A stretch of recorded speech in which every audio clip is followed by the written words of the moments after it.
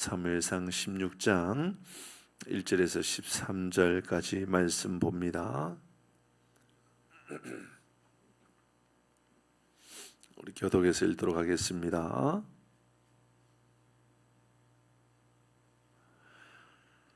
1절입니다. 여호와께서 사무엘에게 이르시되 내가 이미 사울을 버려 이스라엘 왕이 되지 못하게 하였거늘 내가 그를 위하여 언제까지 슬퍼하겠느냐. 너는 불에 기름을 채워 가지고 가라.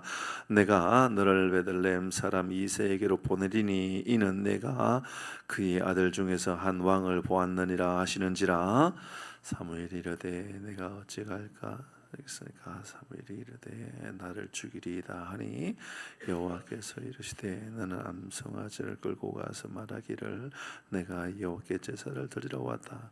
이새를 제사에 청하라. 내가 내게 행할 일을 가르치리니 내가 내게 알게 하는 자에게 나를 위하여 기름을 부을지니라.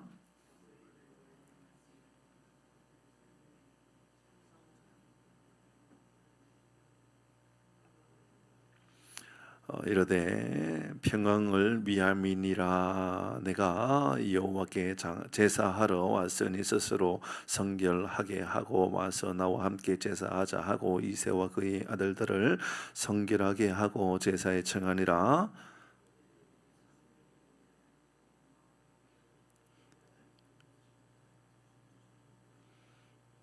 여호와께서 사무엘에게 이르시되 그의 용모와 키를 보지 말라. 내가 이미 그를 버렸노라. 내가 보는 것은 사람과 같지 아니하니 사람은 외모를 보거니와나 여호와는 중심을 보느니라 하시더라. 이새가 아비나답을 불러 사무엘 앞에 지나가게 하매 이새가 산마로 지나게 하매 사무엘이 이르되 이도 여호와께서 택하지 아니하였느니라 하니라. 이새가 그의 아들 7을 다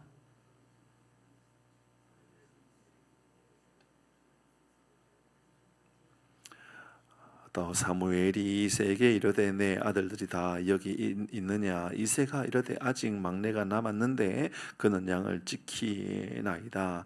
사무엘이 이새에게 이르되 사람을 보내어 그를 데려오라. 내가 그가 여기 오기까지는 우리가 식사 자리 앉지 아니하겠노라. 사람을 보내어 그를 데려오매 그의 빛이 불고 눈이 피어나고 같이 13절 합니다. 사무엘이 기름불 병을 가져다가 그의 형제 중에서 그에게 부었더니 이날 이후로 다윗이 여호와의 영에게 크게 감동되니라. 사무엘이 떠나서 라마로 가니라. 아멘. 오늘은 하나님이 보시는 중심, 우리가 원래 잘 알고 있는 중심을 보시는 그 하나님이 그 중심을 주신다 하셨는데 그 중심이 뭔가를 오늘 생각해 보고자 합니다. 사무엘은 16장에서 이제 사울 시대가 끝났고 다윗 시대가 열리게 된다라는 것을 보여줍니다. 계절로 보면 이제 겨울이 지나고 봄이 오는 것 같지요. 밤의 시간이 지나고 아침이 오는 것 같습니다. 우리의 건강에도 아픈 질병이 떠나가고 건강해지고 또 우리의 사회도 우리 지역 사회나 우리 가정이나 우리 학교나 우리 모든 문화에도 그렇게 겨울이라고 하는 계절이 지나가고 봄이 오는 그런 삶을 경험하고 살아간다면 얼마나 복될까 생각해 보게 됩니다. 하나님께서 사울을 버렸다는 것으로 인하여 사무엘이 슬퍼하는 것을 봅니다. 하나님께서 사무엘에게 슬퍼하지 마라. 이제 하나님께서 이제 새롭게 왕을 세운다 그러셨습니다. 저는 이 말씀에도 참 우리에게 주는 교훈이 있다 그런 생각이 듭니다. 우리도 한 나라의 대통령을 탄핵하게 되었죠. 탄핵했습니다. 당했든 어쨌든 당했지요. 어떤 이들은 어떤 목사님들 중에도요 너무너무 또 좋아하고 막 너무너무 기뻐하는 분도 있고 어떤 분들은 너무너무 애타하면서 막 너무 슬퍼하는 사람들이 있습니다. 다시 말씀드립니다만은 제가 처음 드리는 말씀도 아닙니다만은 여러분 이것은 우리가 기뻐할 일은 아닙니다. 그러니까 말씀드렸지만은 이 대통령을 내가 좋아한다, 좋아하지 않는다의 개념으로 말씀드린 게 아닙니다. 여러분, 우리나라의 한 나라의 대통령은 국민이 투표하여 세웠습니다. 하나님께서 허락하지 않았는데 세워진 겁니까? 하나님이 악하든 선하든 하나님이 허락하신 겁니까? 성경적으로 본다면 하나님이 허락하신 거지요. 맞습니다, 여러분. 하나님 허락하신 겁니다. 그러면 다시 국민이 저 사람 못됐고 마음에 안 드니까는 빨리 쫓아내야 된다, 이런, 그것은 우리 국민으로서 올바른 모습은 아닙니다. 그 책임은 그리스도인에게 분명히 있습니다. 어떤 책임이 있죠? 우리가 어떤 마음으로 세웠고 어떤 마음으로 기도하고 있느냐는 아주 중요한 모습이라고 누누이 말씀드렸습니다. 사울이 하나님께서 버림받은 왕이었다라는 말을 들을 때 사무엘이 슬퍼했습니다. 오늘 본문의 말씀에도 보니까 그가 너무너무 슬퍼합니다.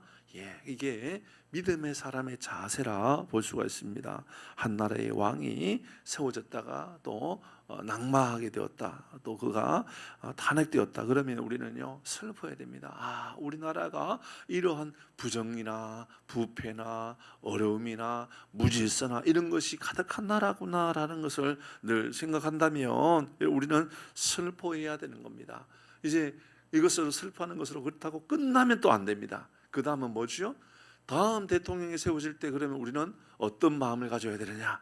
또 하나님 앞에 정말 기도하면서 하나님, 정직한 영을 허락해 주시어서 하나님 앞에 두려워할 줄 알고 사람들 앞에 두려워할 줄 알고 자신 앞에 부끄러워할 줄 아는 사람이 세워질 수 있도록 하나님 공의와 정의가 세워진 나라가 되게 달라고 기도해야 되는 것, 이건 믿음의 사람들의 자세인 줄 믿으시기를 바랍니다. 아멘 하시오. 아멘. 그래야 됩니다. 그렇게 대통령이 또 세워져야 됩니다. 한 대통령이 세워졌습니다. 그리고 나서 이제 다음 대통령이 세워질 때에는 여러분 정말 고민 많이 해야 되죠, 그렇죠? 맞죠? 정말 고민 많이 해야 됩니다. 어떻게 해야 됩니까?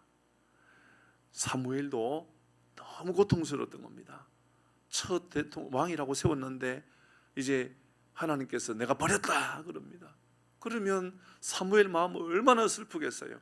그 슬픈 것으로 끝나지 않고 너무너무 힘든 겁니다. 너무너무 괴로운 겁니다. 그러니까 사무엘이 2절 말씀을 보십시오. 사무엘이 이르되 내가 어찌 갈 수 있으리까? 사무엘이 날 죽일 겁니다. 두려워하는 마음까지 들었습니다. 그러니까 하나님께서 3절의 말씀에서 이렇게 말합니다. 사무엘이 그렇게 힘들고 고통스러워할 때요, 3절의 말씀 보시면 이새를 제사에 청하라. 내가 내게 행할 일을 어떻게 하겠다 그래요? 가르치지라. 아멘. 저는 앞으로 하나님께서 이 나라의 대통령을 세울 때 우리에게 가르쳐 주신 은혜가 있기를 바랍니다. 여러분 그렇게 하셔야 되지 않겠습니까? 적어도 다음 또 대통령이 세워질 때에는 여러분 우 모여드는 그런 인기 영합 다시 부탁드립니다. 여러분 돈 준다고 다 대통령 세우는 그런 일은 절대로 있으면 안 됩니다. 절대로 그런 일은 우리나라에 세워지면 안 됩니다. 여러분 그게 여러분 우리나라의 다음 세대를 망치는 일입니다. 맞죠? 모든 부담을 우리 자녀 세대에 다 떠넘기는 겁니다. 여러분 지금 당장 우리 배부른 방법이 있습니다. 한국은행 조폐공사에서 막 돈을 막 찍어 가지고요, 100만 원이든 1000만 원이든 막 국민에게 나눠주면 됩니다. 누가 갚아야 되죠? 우리 자녀들이 다 갚아야 됩니다. 우리가 좋은 것을 다음 세대에 줄 수 있어야 되지, 다음 세대에게 빚을 주면 얼마나 슬픈 일입니까? 그렇죠?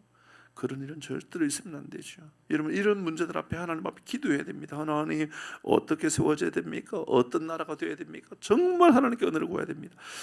그리고 이새의 아들 가운데 세워질 것이라고 알려주고 있죠. 자, 근데 이새의 여러 아들들이 이제 보여집니다. 6절의 말씀에 보면 이들이 오메 아들들이 이제 오는데 엘리압이 옵니다. 그 마음에 이르기를 누가요? 사무엘이 볼 때에 하나님께서 기름을 부으실 자가 과연 주님 앞에 있다.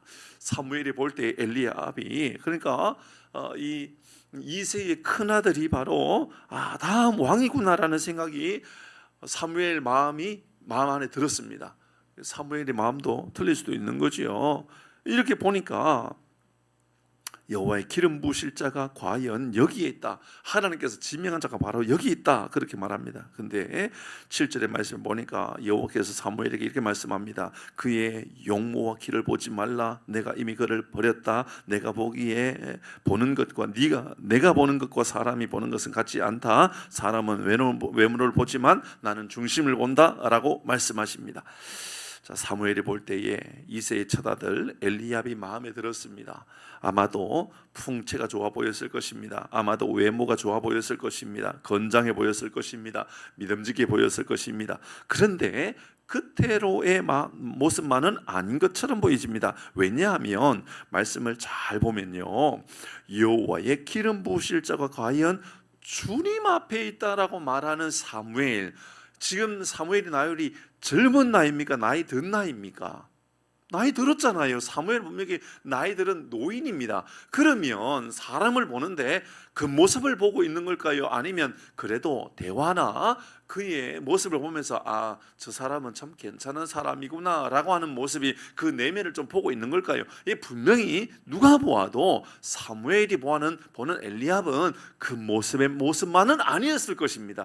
그런데 하나님이 보실 때에 그는 그 모습을 본 것처럼 이야기하고 있습니다. 그러면서 그는 이 건장한 모습이나 풍채가 좋은 모습이나 이런 모습을 본 것처럼 그렇게 하나님이 자꾸만 몰아가고 있는 것처럼 보여지고 그렇게 이야기하는 것으로 느껴집니다. 분명히 사무엘은 제사장으로서 그리고 또 영적인 선지자와 같은 역할을 하는 사람으로서 대충 엘리압을 본 것은 분명히 아닌 것이 정확합니다. 그런데 외적인 모습, 실력, 능력 이 모든 것을 다 보면서 아마 하나님께서 과연 여기에 다음 왕을 세웠다 이렇게 분명히 말한 것으로 제가 보여집니다. 근데 하나님이 보실 때에는 나는 중심을 본다 이렇게 말씀합니다. 저는 제가 볼 때 사무엘은 중심을 보려고 많이 노력을 한 것처럼 보여진다 그 말입니다. 둘째 아비나답도, 셋째 삼마도 다 지나갑니다. 하나님 보실 때 아무도 좋아 보이는 사람이 없었다 그럽니다. 여러분 하나님께서 여러분에게 약점을 보기를 원하십니까? 여러분의 장점, 좋은 점 보기를 원하십니까? 두말할 나위죠. 하나님께서 저를 보실 때 하다못해 여러분이 저를 볼 때에도 제가 제 안에 약점이나 부족함은 드러내고 싶을까요? 감추고 싶을까요?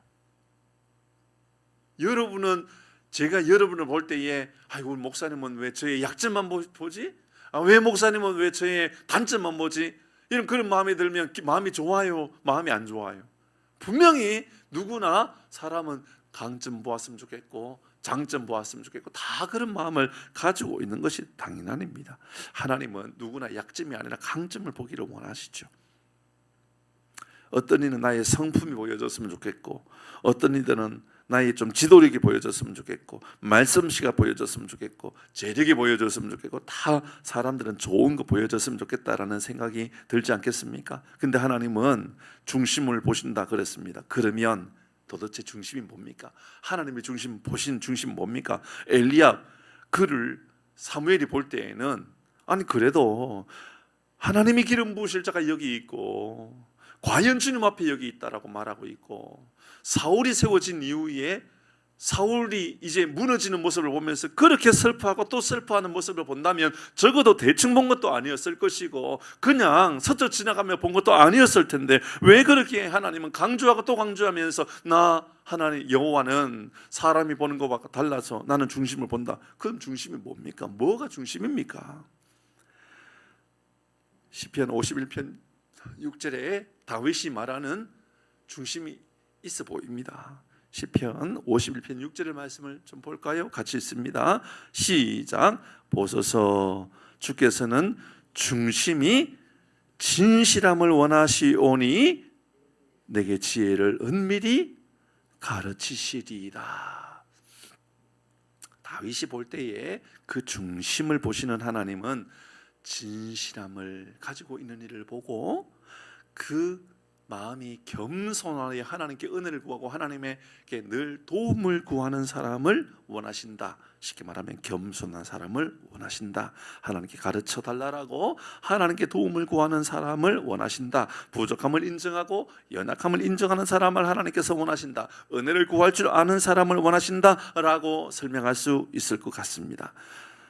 사울은 계속해서 자신을 드러내는 사람이었습니다. 결국은 하나님께서 사무엘을 통하여 회개해야 됩니다. 말씀으로 돌아가야 됩니다. 회개해야 됩니다. 라고 하는 말을 들을 때에도 사울은 자기를 위하여 기념비를 세우는 사람이었습니다. 근데 분명히 이사야 말씀에 보니까 지혜까지도 하나님께 구할 줄 알고 도움을 구할 줄 아는 것, 내가 아무리 똑똑하고 내가 아무리 가진 것 많고 아무리 대단한 능력이 있어도 하나님께 도움을 구하고 하나님 앞에 항상 겸손할 줄 아는 사람, 그것이 어쩌면 그 중심을 보시는 하나님의 모습이 아닌가 생각해 보게 됩니다. 그렇습니다. 중심을 보신다라고 하는 그 중심은요, 겸손한 사람, 하나님께 은혜를 구하고 살아가는 사람, 그게 바로 중심을 보시는 하나님의 모습입니다. 하나님께서 중심을 보신다 그랬습니다. 맞지요? 맞지요? 그러면 오늘 본문에 하나님께서 다윗의 모습을 어떻게 보셨는지 보십시다. 오늘 본문에 그 중심, 외모와 중심, 여러분 보실 때 이것은 외모입니까? 중심입니까? 한번 보도록 하십시다. 12절 말씀, 오늘 본문의 말씀 12절입니다. 이 모습이 여러분 보실 때 중심입니까? 외모입니까? 12절 이런 성경 말씀 보시면 됩니다. 12절 봅니다. 시작. 이에 사람을 보내어 그를 데려오매 그의 빛이 붉고 눈이 빼어나고 얼굴이 아름답더라 됐습니다. 이 모습은 중심입니까? 외모입니까? 외모이잖아요. 하나님 중심 보신다 해놓고 왜 다윗은 외모 봅니까? 하나님이 분명히 중심 보신다 해놓고는 외모 보고 있습니다. 지금 얼굴이 붉다, 그 말은 실내에 있는 사람이다, 아니면 저 밖에서 양을 치고 들의 짐승들과 함께 그렇게 목축하는 사람이다.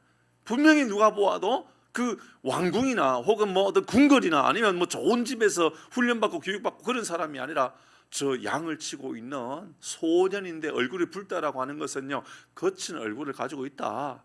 그런데 그 다음은 또 이상합니다. 눈이 빼어나다, 시력이 좋다, 그 말입니다. 그렇죠? 아마 저 들판에서 양을 치고 있으니까 저 몽골에 있는 사람은 시력이 그렇게 좋다면서요. 막 시력이 뭐 6이 나오니 4가 나오니 그렇다면서요. 그러니까 멀리 저 먼 들판을 바라보니까 눈이 좋았는가 봅니다. 다윗도 눈이 되게 좋았습니다. 외모입니까? 중심입니까? 아무리 봐도 외모입니다. 얼굴이 아름답다, 아니 얼굴이 붉은데 아름답다라고 하고 있는 모습을 보면 다 외모입니다. 그런데 하나님 말씀하실 때 이렇게 말합니다. 여호와께서 이르시되 이가 그니 일어나 기름을 부어라.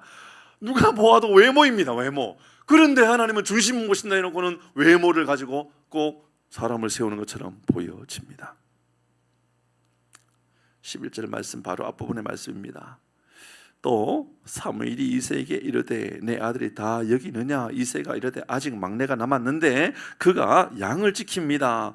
여러분 이 말씀을 이제 다음 주에 말씀, 다음 주는 고난 주간이니까 십자가를 묵상할 것이고, 그 다음 주 넘어가면 이제 17장 넘어가면 17장에 분명히 이렇게 기록하고 있어요. 다윗이 양을 치는데 자기 양입니까? 아버지 양입니까? 아버지의 양이에요. 아버지의 양을 지키는데 아버지의 양은 내 목만 있는 겁니까? 형들의 목도 있는 겁니까?